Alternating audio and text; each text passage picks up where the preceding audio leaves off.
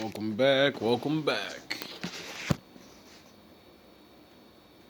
Hope you guys to doing provide all right. training for quick reaction force that can help quell civil disturbances. This is going to be a big thing for the people in this room because it's the enemy from within, and we have to handle it before it gets out of control. While America is under invasion from within, we're under invasion from within. No different than a foreign enemy, but more difficult in many ways because they don't wear uniforms.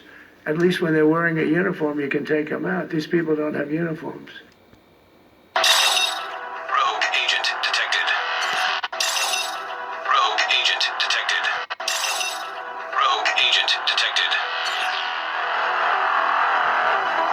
So we have officially entered Division 2. I hope you people are ready.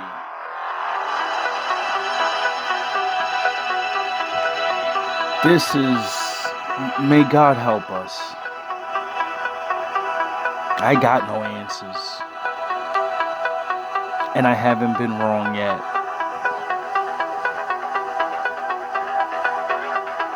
Oh yeah, that's because they tell us the truth in your face. And nobody believes them.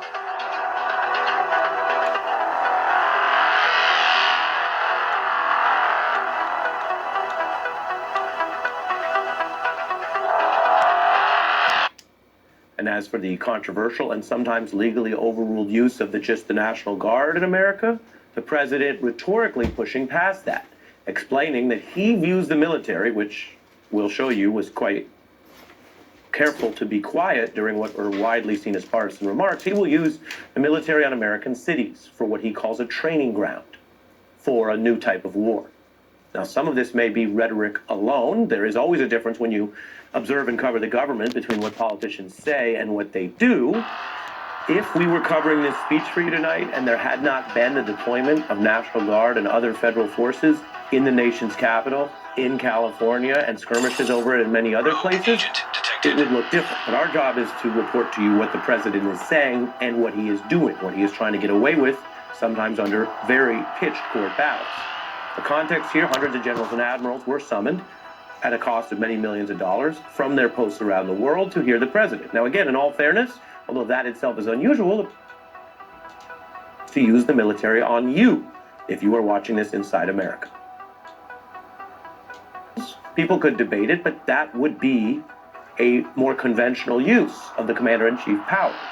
Instead, he used those powers, summoning these people up and down the rank, to talk politics, to talk partisanship, to talk about how he wants to use the military on you if you are watching this inside America. That, of course, breaks with a long nonpartisan tradition of how to address the military. There's also the discussion in here that the Pentagon should regard U.S. cities as, quote, a big part of war. Portland, Oregon, where it looks like a war zone. They're brave in our inner cities, which we're going to be talking about, because it's a big part of war now. It's a big part of war. The radical left Democrats, what they've done to San Francisco, Chicago, New York, Los Angeles, they're very unsafe places, and we're going to straighten them out one by one. We should use some of these dangerous cities as training grounds for our military, National Guard, but military, because we're going into Chicago very soon. The president making a wholly unprecedented claim that the military should use cities where Americans live as, quote, training grounds. Now, again, in all fairness, a sitting president has every right to talk about crime in the country and how to deal with it. Most of that's dealt with at the local level. Police tend to be part of your local government. That's why if you are in trouble, you're usually dealing with the police, right? You're not dealing with the FBI, but there are times where there are federal crimes as well. The president is well within his bounds in general to talk about trying to lower crime in America. But having the U.S. military do it and call it war, way out of bounds.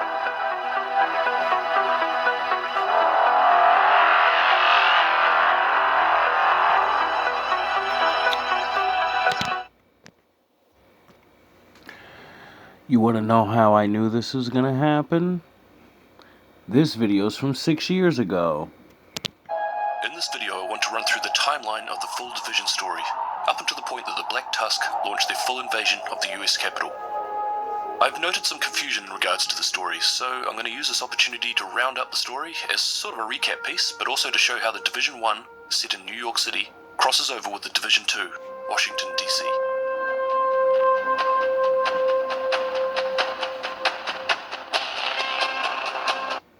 Next time your kid says, I'm playing video games and I'm learning things, shut the fuck up and believe them. Your kids are smarter than you.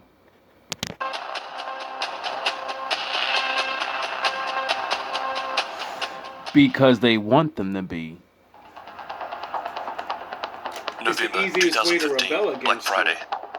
A man-made virus, later called the dollar flu, is released onto the unsuspecting American public. Corona. Busiest days of the year. Corona. Based on the original smallpox virus, it was coated onto banknotes by its creator, Dr. Gordon Amherst, and distributed in Abel's department store, where it quickly spread from person to person through the exchange of money.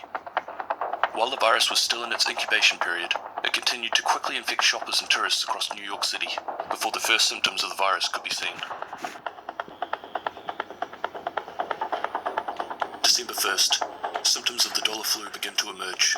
Medical facilities are quickly overwhelmed by the number of cases. The federal from within U.S. cities.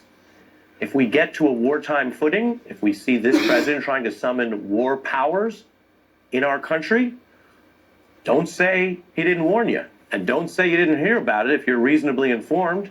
You can watch it on the news or read it on your phone, but we have been warned. It's not happening in a vacuum. The president has already sent, as mentioned, all kinds of federal agents and troops into various places, sometimes masked agents carrying out lawful immigration authorities, but in unusual ways, sometimes military troops to Los Angeles, again, partly overruled in the courts.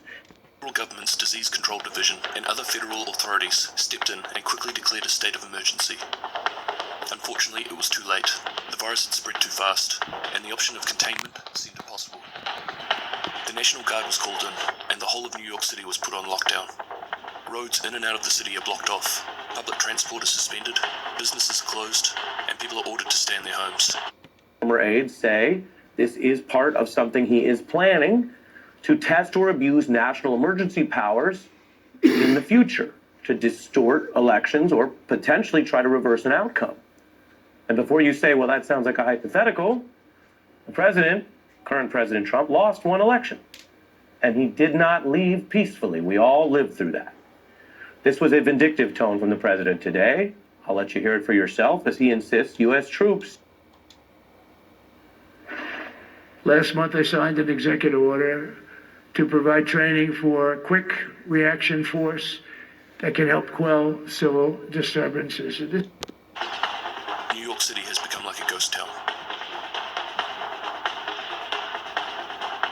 December 6th, President Lawrence Waller orders a lockdown of New York City. The US military was called in to seal off any means of exiting the city. Sarah begins mass vaccinations, focusing on the first responders and health workers, before moving on to the public via clinics, workspaces, and large parking lots. This created a feeling of relief in the city. Stores began to reopen, and people were allowed back onto the streets under a curfew. Throughout the city, Sarah set up field clinics and distributed supplies and medications. Sarah also set up a mass treatment facility for advanced smallpox cases, which was located in a sealed-off section in the middle of Manhattan. Medical personnel started to round up infected citizens and bus them to the treatment facility. Construction of a reinforced perimeter wall also began. Days later, the feeling of relief turns to horror, as medical staff Oh, they built a wall? Oh, okay. find the existing smallpox vaccine has no effect on this new strain of the virus. On top of this, the relaxed attitude towards public activity and curfews allowed the disease to spread further and faster than before. Shortly after, the first wave of deaths sweep across the city. December 11th, the World Health Organization officially declared the outbreak a pandemic. The president invoked martial law nationwide. In New York, food and supplies began to run low, meaning the black market started popping up in large numbers and smuggling activity increased. Fear and anarchy starts to spread, and looters readily break curfews and begin threatening local hospitals and businesses.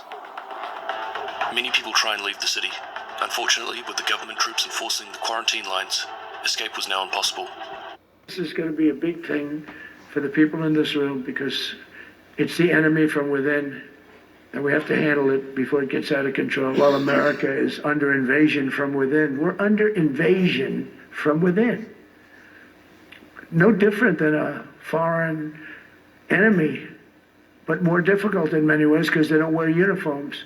At least when they're wearing a uniform, you can take them out. These people don't have uniforms.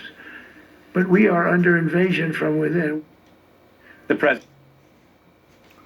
I'm not an enemy of this country at all. I don't work for anybody, and I just want to get out of your way because, yeah, I think if, like, since war has been going on for a long time and Americans don't pay attention to anything, and we invite people over here from every place that you guys go and have your little fun parties with, your wars with, and that would mean you better hope the ones you invited over here aren't loyal to their people, because then you have a bunch of rogue agents that's been living here for over 100 years.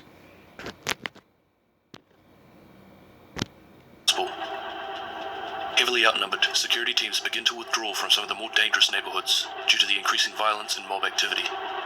Around this time, the decision was made for the police and military to join together and form the Joint Task Force. Meanwhile, the global pandemic had reached Washington, D.C. Residents, aware of what was happening in New York, panic and mass civil anarchy spreads across the city. I just watched something, and on there a military guy said, "Did you know that there's no such thing as boot camp anymore? You sign up for the military and you just go now. You're just a soldier. You'll get training where they send you." I said, "Oh my Lord, are you kidding me? You kidding me?" I said, that's not even, if that's true, I don't know if it was true, I gotta go look up some, another source to make sure, but I said, yo, that's craziness. Due to this, public services break down within 72 hours. December 15th.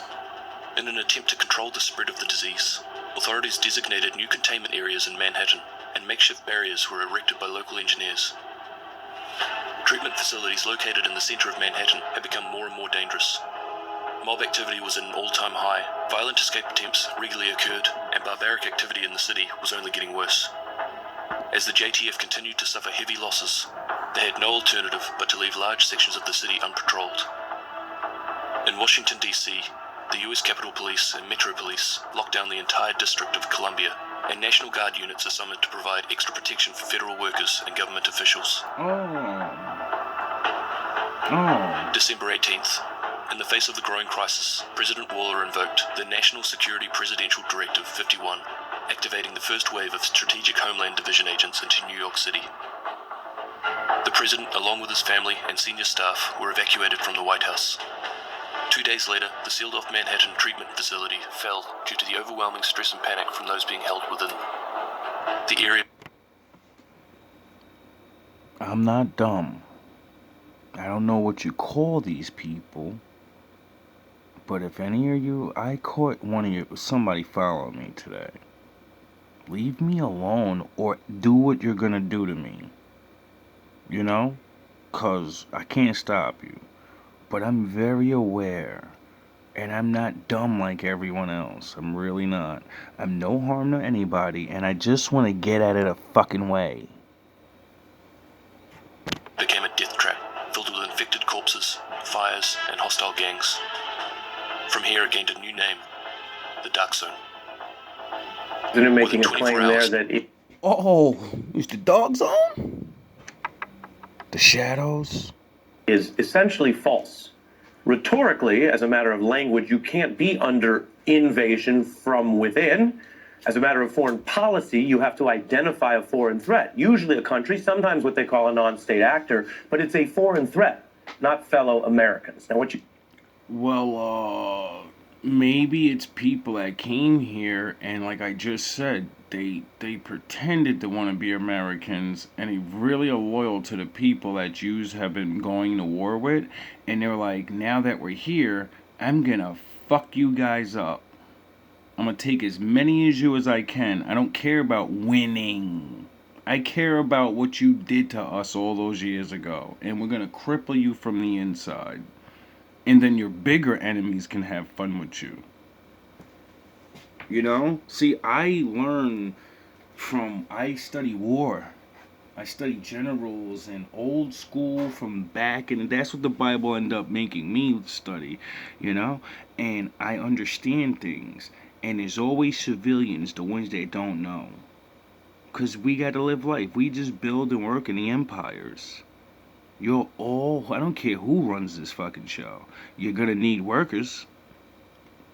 I'm trying to get the workers to survive. You see here is important. The assembled generals, admirals, and others there were respectful, but silent.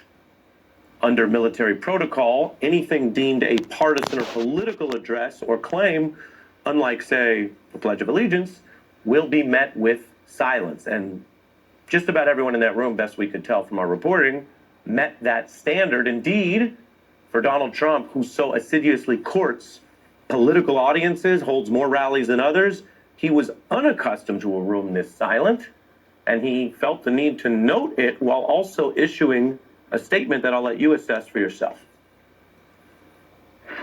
I've never walked into a room so silent before. This is very... Don't laugh. You're not allowed to do that. You know what? Just have a good time.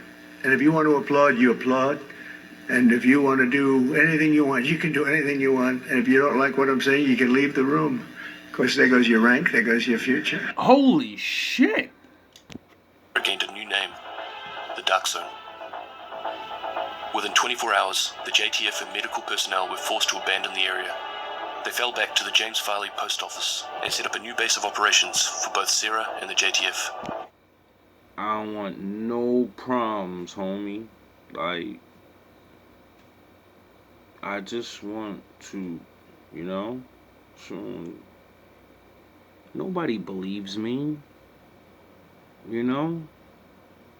we probably won't even make it. My father told me I'm gonna have to walk out of here and walk over people in destruction. He never told me to fight, spoil your plans, no. I do this to find a little bit of others that he's gonna bless to be able to walk out of here. While everybody else is playing whatever they're playing or doing whatever they're doing. Can I do my job and just leave the fucking game? Salmons, Director of Education for Salon and Spa Wholesale. Both Sarah and the JTF. Late December. Reports from the first wave of division agents describe unimaginable levels of chaos, though they continue to fight through the growing violence in an attempt to restore order to the city. But over the next few days, contact with the entire division team is lost. Reports are now coming in of up to 200,000 casualties due to the virus and the growing violence within the city, and many more are missing. New York City is on the brink of collapse.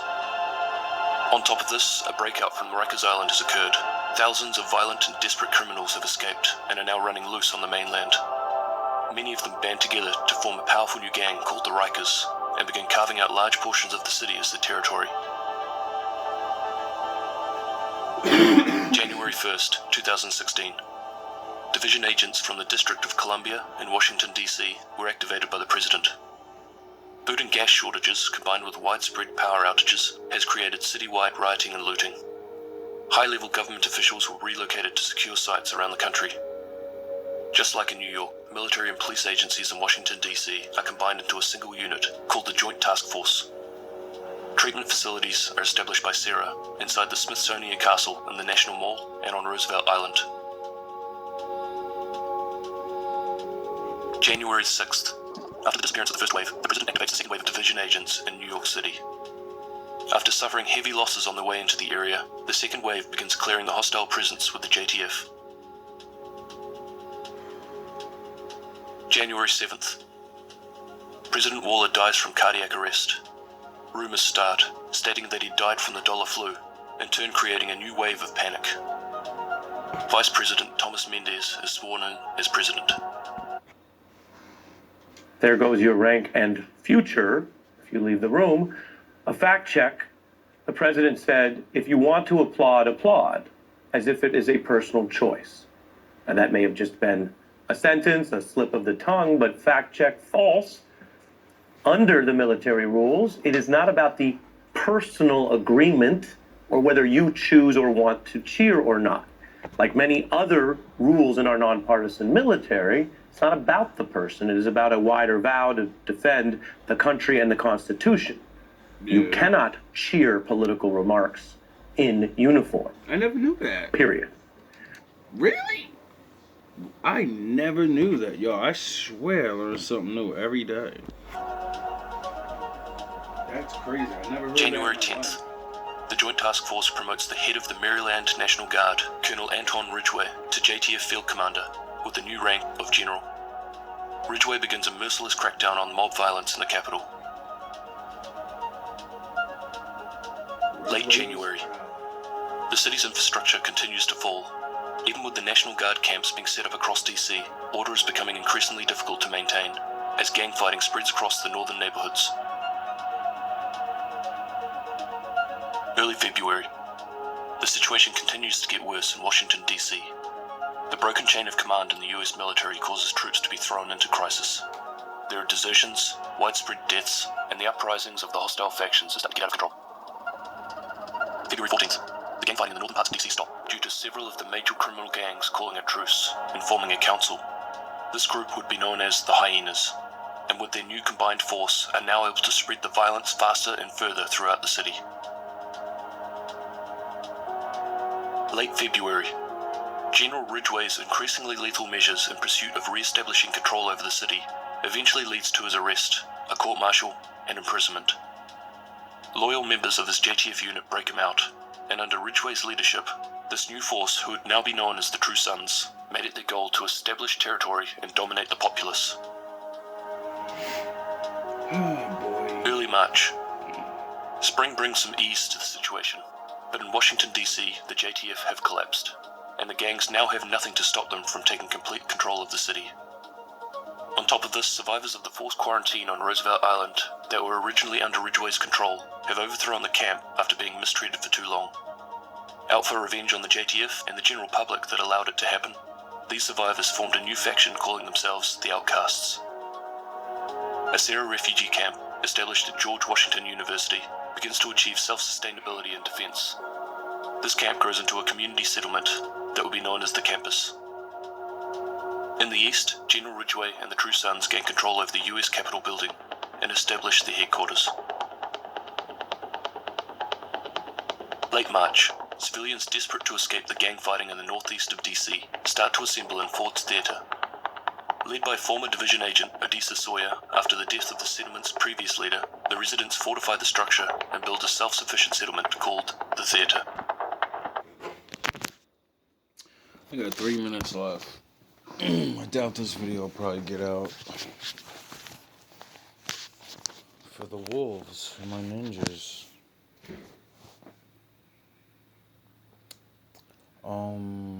Go look at history and see that that's regular. All that shit that everyone keeps saying, oh my god, the world's changing. No, if the world's, it's just happening the same way it always happened on a larger scale. You know? And there's only two choices. Fight or flight. And for me, I'm glad I found the Lord in his word, because I want to fight. I don't even know where to go, how to get there, and what to do even if I was there. But what I do know is a lot of things are happening, and I don't know, because who's doing what, I don't care. I'm a civilian. I don't do anything except work and try to live. And I'm not stupid enough to involve myself in this type of all these shenanigans. And there's many other people I don't want to participate. You know, I've traveled and met a lot of people, and Everyone's been talking about this for the last 20 years, and, people may not discuss it on a large level, but it's there. So, for the ones that have your plans, get ready, I guess. For the ones like me that's been fucking trying to get people together and just be like, yo, bro, we gotta get our money together. We gotta be able to understand the road, how to leave the city.